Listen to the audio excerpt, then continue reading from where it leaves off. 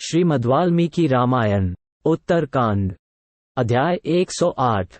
श्री रामचंद्र जी का भाइयों सुग्रीव आदि वानरों तथा रीछों के साथ परमधाम जाने का निश्चय और विभीषण, हनुमान, जाम्बवान, मैंद एवं द्विविद को इस भूतल पर ही रहने का आदेश देना। श्री रामचंद्र जी की आज्ञा पाकर शीघ्रगामी दूत शीघ्र ही मथुरापुरी को चल दिए। उन्होंने मार्ग में कहीं भी पड़ाव नहीं डाला। लगातार 3 दिन और 3 रात चलकर वे मथुरा पहुंचे और अयोध्या की सारी बातें उन्होंने शत्रुघ्न से यथार्थत कह सुनाई।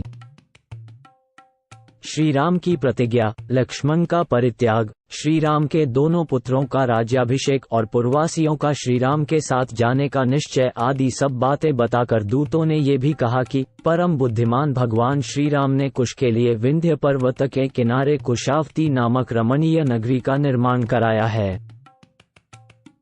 इसी तरह लव के लिए श्रावस्ती नाम से प्रसिद्ध सुंदरपुरी बसाई है। श्री रघुनाथ जी और भरत जी दोनों महारथी वीर अयोध्या को सूनी करके साकेत धाम को जाने के लिए उद्योग कर रहे हैं।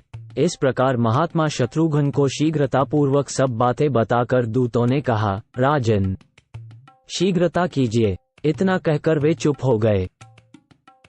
अपने कुल का भयंकर संहार उपस्थित हुआ सुनकर रघुनंदन शत्रुघ्न ने समस्त प्रजा तथा कांचन नामक पुरोहित को बुलाया और उनसे सब बातें यथावत कह सुनाई। उन्होंने ये भी बताया कि भाइयों के साथ मेरे शरीर का भी वियोग होने वाला है। इसके बाद वीर राजा शत्रुघ्न ने अपने दोनों पुत्रों का राज्याभिषेक किया। सुबाहु ने मथुरा का राज्य पाया और शत्रुघाती ने विदिशा का। मथुरा की सेना के 2 भाग करके राजा शत्रुघ्न ने दोनों पुत्रों को बांट दिए तथा बांटने के योग्य धन का भी विभाजन करके उन दोनों को दे दिया और उन्हें अपनी अपनी राजधानी में स्थापित कर दिया। इस प्रकार सुबाहु को मथुरा में तथा शत्रुघाती को विदिशा में स्थापित करके रघुकुल नंदन शत्रुघ्न एकमात्र रथ के द्वारा अयोध्या के लिए प्रस्थित हुए। वहां पहुंचकर उन्होंने देखा महात्मा श्री राम अपने तेज से प्रज्वलित अग्नि के समान उद्दीप्त हो रहे हैं। उनके शरीर पर महीन रेशमी वस्त्र शोभा पा रहा है तथा वे अविनाशी महर्षियों के साथ विराजमान हैं। निकट जा हाथ जोड़कर उन्होंने श्री रघुनाथ जी को प्रणाम किया और धर्म का चिंतन करते हुए इंद्रियों को काबू में करके वे धर्म के ज्ञाता श्री राम से बोले, रघुकुल नंदन, मैं अपने दोनों पुत्रों का राज्याभिषेक करके आया हूँ। राजन, आप मुझे भी अपने साथ चलने के दृढ़ निश्चय से युक्त समझें। वीर, आज इसके विपरीत आप मुझसे और कुछ न कहिएगा, क्योंकि उससे बढ़कर मेरे लिए दूसरा कोई दंड न होगा। मैं नहीं चाहता कि किसी के विशेषत मुझ जैसे सेवक के द्वारा आपकी आज्ञा का उल्लंघन हो। शत्रुघ्न का ये दृढ़ विचार जानकर श्री रघुनाथ जी ने उनसे कहा, बहुत अच्छा। उनकी यह बात समाप्त होते ही इच्छानुसार रूप धारण करने वाले वानर, रीछ और राक्षसों के समुदाय बहुत बड़ी संख्या में वहां आ पहुंचे। साकेत धाम को जाने के लिए उद्यत हुए श्री राम के दर्शन की इच्छा मन में लिए वे सभी वानर सुग्रीव को आगे करके वहां पधारे थे। उनमें से कितने ही देवताओं के पुत्र थे, कितने ही ऋषियों के बालक थे और कितने ही गंधर्वों से उत्पन्न हुए थे।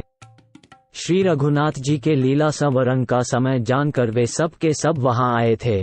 उक्त सभी वानर और राक्षस श्री राम को प्रणाम करके बोले, राजन, हम भी आपके साथ चलने का निश्चय लेकर यहाँ आए हैं। पुरुषोत्तम श्री राम, यदि आप हमें साथ लिए बिना ही चले जाएंगे तो हम ये समझेंगे कि आपने यमदंड उठाकर हमें मार गिराया है। इसी बीच में महाबली सुग्रीव भी वीर श्री राम को विधिपूर्वक प्रणाम करके अपना अभिप्राय निवेदन करने के लिए उद्यत हो बोले, नरेश्वर, मैं वीर अंगद का राज्याभिषेक करके आया हूँ। आप समझ लें कि मेरा भी आपके साथ चलने का दृढ़ निश्चय है। उनकी यह बात सुनकर मन को रमाने वाले पुरुषों में श्रेष्ठ श्री राम ने वानर राज सुग्रीव की मित्रता का विचार करके उनसे कहा, सखे सुग्रीव, मेरी बात सुनो। मैं तुम्हारे बिना देवलोक में और महान परम पद या परमधाम में भी नहीं जा सकता। पूर्वोक्त वानरों और राक्षसों की भी बात सुनकर महायशस्वी श्री रघुनाथ जी बहुत अच्छा कहकर मुस्कुराए और राक्षस राज विभीषण से बोले, महापराक्रमी राक्षस राज विभीषण, जब तक संसार की प्रजा जीवन धारण करेगी तब तक तुम भी लंका में रहकर अपने शरीर को धारण करोगे। जब तक चंद्रमा और सूर्य रहेंगे, जब तक पृथ्वी रहेगी और जब तक संसार में मेरी कथा प्रचलित रहेगी, तब तक इस भूतल पर तुम्हारा राज्य बना रहेगा। मैंने मित्रभाव से ये बातें तुमसे कही हैं। तुम्हें मेरी आज्ञा का पालन करना चाहिए। तुम धर्मपूर्वक प्रजा की रक्षा करो। इस समय मैंने जो कुछ कहा है तुम्हें उसका प्रतिवाद नहीं करना चाहिए। महाबली राक्षस राज, इसके सिवा मैं तुमसे एक बात और कहना चाहता हूँ।